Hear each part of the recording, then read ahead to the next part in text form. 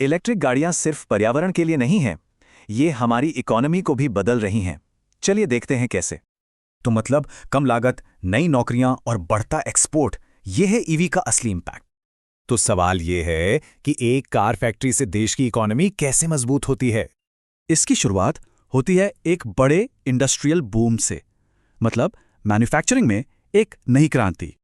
यहाँ पूरा का पूरा एक नया इकोसिस्टम बन रहा है, असेंबली प्लांट से लेकर बैटरी फैक्ट्रीज तक। और हाँ, बड़ी बड़ी देसी और विदेशी कंपनियां डिमांड पूरी करने के लिए नए प्लांट लगा रही हैं। एक बड़ी फैक्ट्री से ही हजारों डायरेक्ट और इनडायरेक्ट जॉब्स बनती हैं। सोचिए।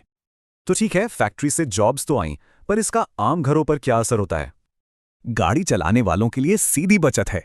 पेट्रोल और मेंटेनेंस का खर्चा बहुत कम हो जाता है। ये जो पैसा बचता है वो कहीं और खर्च होता है, जिससे बाकी सेक्टर्स को भी फायदा पहुंचता है। और सिर्फ यही नहीं, चार्जिंग, बैटरी स्वैपिंग और रिसाइकलिंग जैसी नई इंडस्ट्रीज भी खड़ी हो रही हैं। अब ये तो हुई छोटी बातें। चलिए देखते हैं कि इसका पूरे देश की इकोनॉमी पर क्या असर होता है। देश के लेवल पर असर समझने के लिए फॉरेन एक्सचेंज को देखना होगा, मतलब एक्सपोर्ट से कमाई और इंपोर्ट पर खर्च। ईवीज का यहाँ डबल फायदा है। एक तो तेल का इंपोर्ट कर होता है, दूसरा नए एक्सपोर्ट के मौके बनते हैं। मतलब देश सिर्फ गाड़ियां ही नहीं, बल्कि बैटरी और कंट्रोलर जैसी हाईटेक चीजें भी एक्सपोर्ट कर सकता है। तो कुल मिलाकर लंबे समय में इससे देश की आर्थिक स्थिरता और मजबूत होती है। लेकिन ये सब एक दिन में तो होगा नहीं।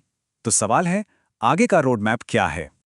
अगले 10 साल मैन्युफैक्चरिंग बढ़ाने पर फोकस रहेगा और उसके बाद का दौर एक्सपोर्ट और रिसाइकलिंग का होगा।